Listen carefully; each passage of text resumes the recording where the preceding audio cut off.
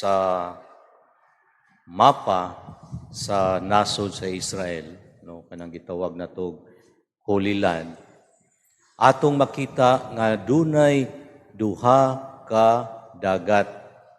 Actually, dili ni sila dagat, mga lake ni sila, no, mga linaw. Ug unsa man kini?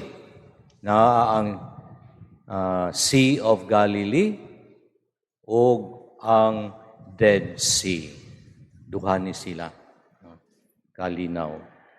O kung tan-awon nato kining duha ka mga lakes, no, ang tubig, ang source sa ilang tubig, ang gigikanan sa ilang tubig, mao ang Jordan River.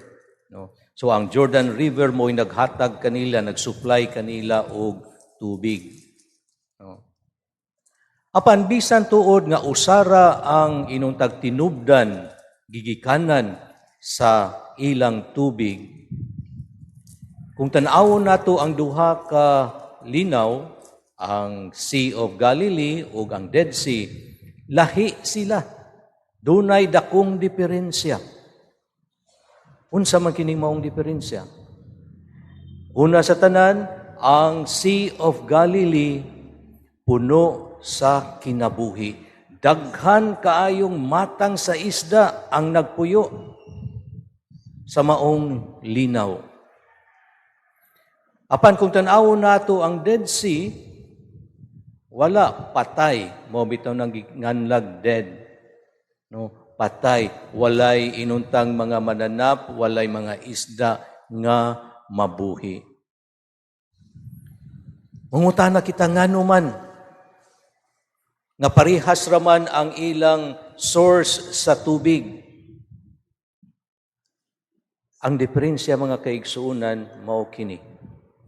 Nga ang Sea of Galilee, duna siya'y inuntag exit, duna siya'y agianan nga makagawas ang iyang tubig gikan sa Jordan River.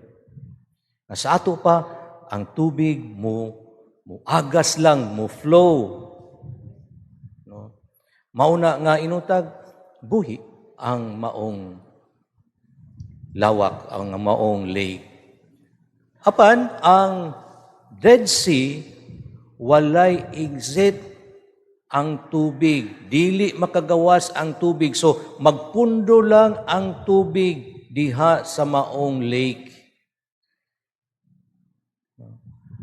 Makuhaan og tubig kung inantag init na ay evaporation. No? Maulang na. So, wa sa exit. Nagpundo lang siya, nagpundo lang ang tubig. Mauna nga walay kinabuhi nga mo exist, no? Kana bitawng tubig nga nagpundo lang, kadugayan, mahugaw, no? Ikumparar nimo kung ang tubig gaagas, no? Mao kana ang nahitabo, mao kana ang rason. Mausab sa atong kinabuhi mga kaigsunan. Kung kita mantigo nga mudawat o mantigo usab kita nga mupaambit, ang atong kinabuhi, no, makaingon tag is alive o life-giving.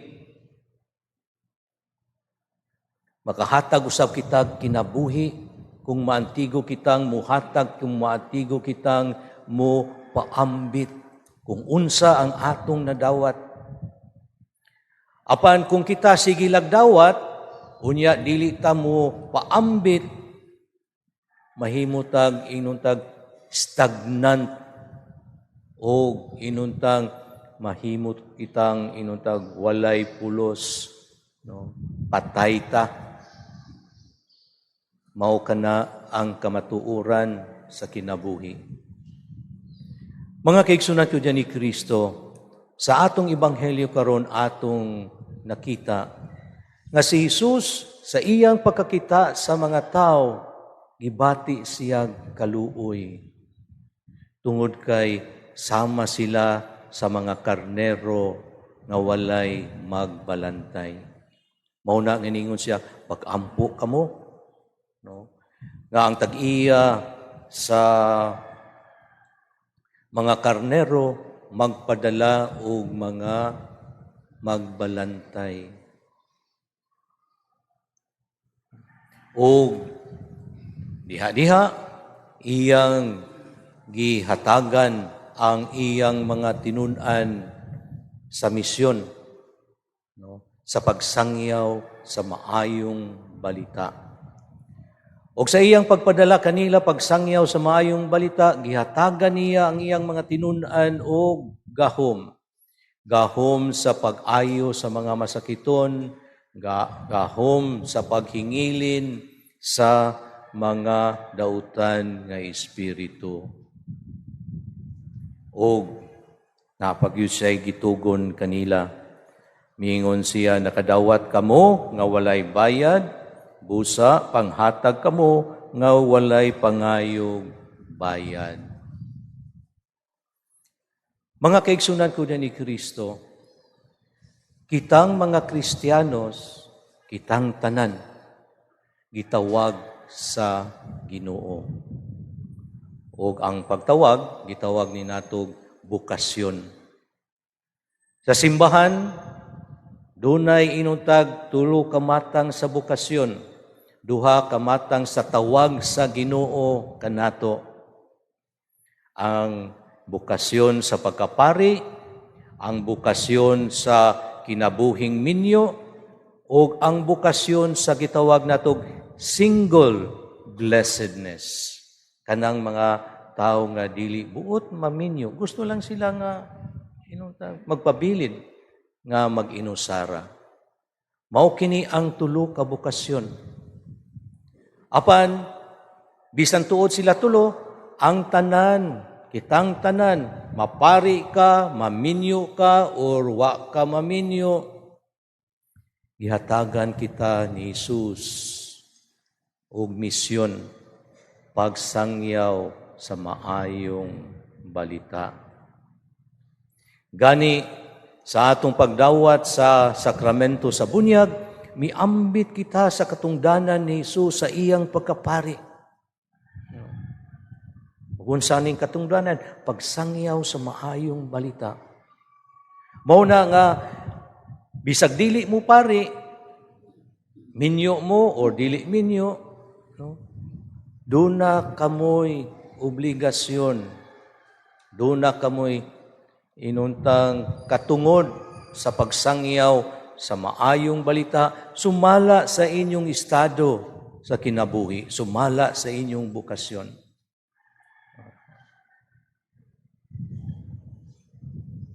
Atong hinumduman, no, nga kitang tanan nakadawat og mga panalangin, mga gasa gikan sa Dios.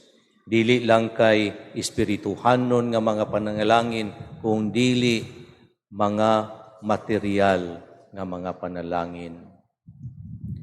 O kining maong mga panalangin nga gihatag kanato sa Dios, iyang gihatag dili lang alang sa atong kaayuhan, kung dili alang usab sa kaayuhan sa uban.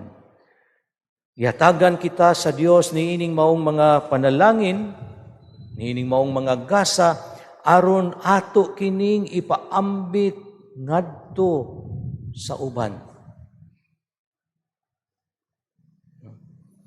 Kay kung pamalandungan nato ang atong kinabuhi, no, ang tanan nga anaa kanato gikan sa Dios, no. Si San Pablo miingon nga unsa may naa nimo nga wala nimo madawat, ang tanan, no, nadawat nato gikan sa Dios. Mga panalangin kini nga gihatag sa Dios aron lagi atong magamit alang sa atong kaayuhan o sa kaayuhan sa uban. Ug atong hinumduman ang pahimangno ni Jesus. Ngadto siyang mga tinun-an sa napulog duha ka tinun-an ug usab alang kanato. Siya niingon, nakadawat kamo nga walay bayad, busa panghatag kamo nga walay pagpangayog bayad. Sa ato pa, no? Nga kita kinahanglan nga mo paambit kung unsa ang gasa o mga panalangin nga atong nadawat gikan sa Dios. Kung kita dili mantigo nga mopaambit, may sama kita sa Dead Sea. Kung kita sige lagdawat, no, ug dili kita muhatag, no, magpundo lang na, mahimo ka ng useless. Tingali inuntag, mapahimoslan nimo. Pero, no, dili ka makahatag o inuntag kinabuhi, kalipay sa uban. O mao kini ang dakong challenge, dakong hagit nga gihatag kanato sa Ginoo sa atong ebanghelyo karon. Kita gitawag niya, no, nga mga tinun-an. Kita nagaisip sa atong kaugalingon nga mga sumusunod ni Jesus. Ug isip sumusunod ni Jesus, kinsa nag-alagad sa uban, kinsa mitabang sa mga nagkinahanglan, kita usab unta maantigo nga moalagad, maantigo nga mutabang sa mga nagkinahanglan, ug maantigo nga, no, mupaambit sa mga gasa o panalangin nga atong nadawat gikan sa Dios.